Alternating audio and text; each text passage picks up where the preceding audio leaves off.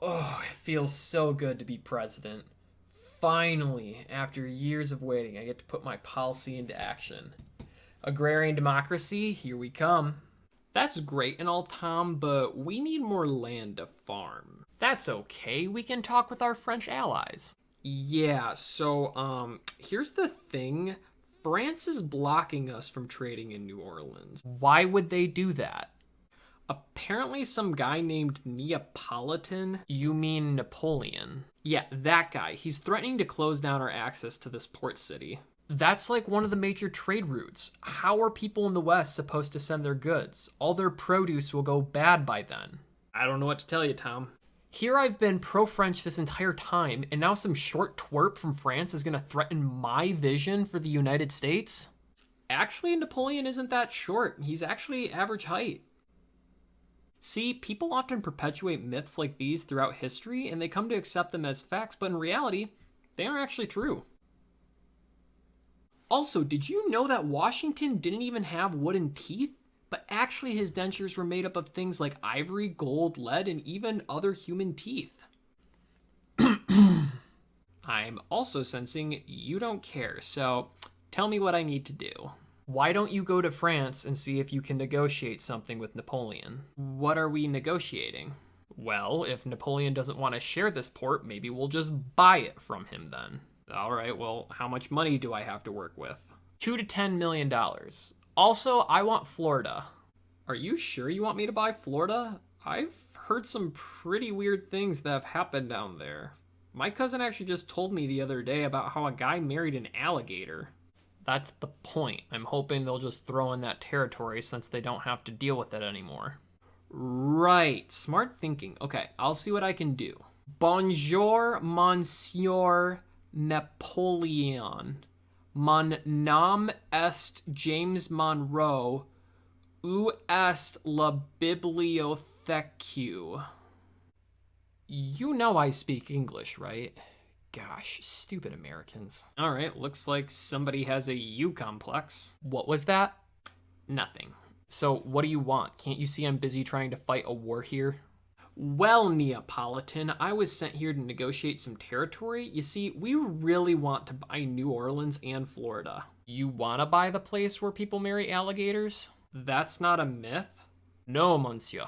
Very real and very strange. I mean, if you really want to keep it, why don't we sell the Americans the Louisiana territory? Why on earth would we do that? You need the money to continue to fight the British. True. Croissants, baguette, Eiffel Tower. Monsieur Monroe, how would you feel if we offered you more than New Orleans and Florida? Monsieur Neapolitan, nous avons dix oignons avec qui négocier. Okay, well, we want to offer you the Louisiana territory, but we would prefer the payment in currency, not produce. Listen, I was sent here to get New Orleans and Florida, and now you're trying to sell me a state that looks like a boot. Again, just remind me, how many acres are we talking about here? 530 million acres. What? Napoleon is willing to part ways with it for, say, $15 million? We don't have all day, Monsieur Monroe. I have battles to fight and Europe to conquer. No. I think we have a deal. I just need to run it by Mr. Jefferson first. So, Tom, there's actually been a new development with the New Orleans port situation. What, the French wanted more money for it? Those greedy, baguette-eating, beret-wearing mimes are trying to extort us? Oh, how they will rue the day they tried to rip off Thomas Jefferson. Actually, sir, they want to sell us more than New Orleans. Here I was trying to help them with their own revolution, and this is the thanks we get from them? Sir, I don't think you're understanding me. They want to sell us more than New Orleans. For the last time, I don't care if Louisiana looks like a boot. You don't hear me blabbing about how awesome Michigan is because it looks like a mitten. More! James, what is it? Just tell me already. They want to sell us the Louisiana territory. The Louisiana territory? James, we don't have $1 billion to work with here. We don't have $500 million to work with. $100 million? You can't possibly tell me they are selling it for less than $50 million. $15 million. Wahaha! All 530 million acres of it. I did the math, Tom.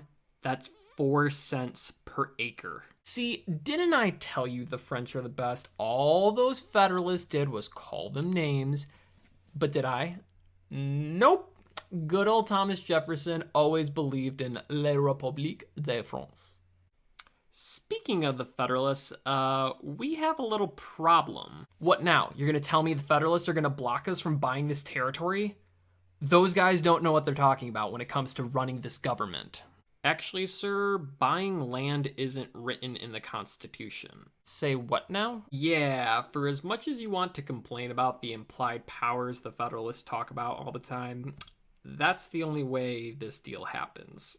I mean, surely we've written something about it in the Constitution. There is no way we would. Tom, I've checked it a dozen times. There's nothing. So what you're saying is that the only way I can achieve my dream of an agrarian democracy in the United States is literally if I violate my own strict interpretation of the Constitution? Well, when you put it that way, yeah, that's exactly what I'm saying. Can you give me a moment? Thanks, I just one moment. Ah, you've got to be kidding me. All right, now I'm better. I'm good. So, Mr. President, what are you gonna do? Tom, it's been a minute since we've seen each other last. Ah, Alexander, what can I do for you? You know, the funniest thing happened to me the other day. Oh, I'm sorry. Do you have time for a quick story? We haven't seen each other in a while. Go ahead. This should be a good one. Well, I was walking down the street and I noticed the Senate was taking a vote about something very important. I mean, well, you know how the Senate is. They said that President Jefferson managed to acquire a substantial amount of territory when negotiating with the French. I mean, who are we to say? But I was confused because when I talked with my friends, we all agreed that nowhere in the Constitution did it give the federal government the right to purchase new land. Now, wait a minute. I think we're just... Then I got to thinking, gentlemen, there is no way President Jefferson would allow such a thing to happen. I mean, come on, guys. He has said many times before, if it isn't in the Constitution, the federal government doesn't have the power to do it.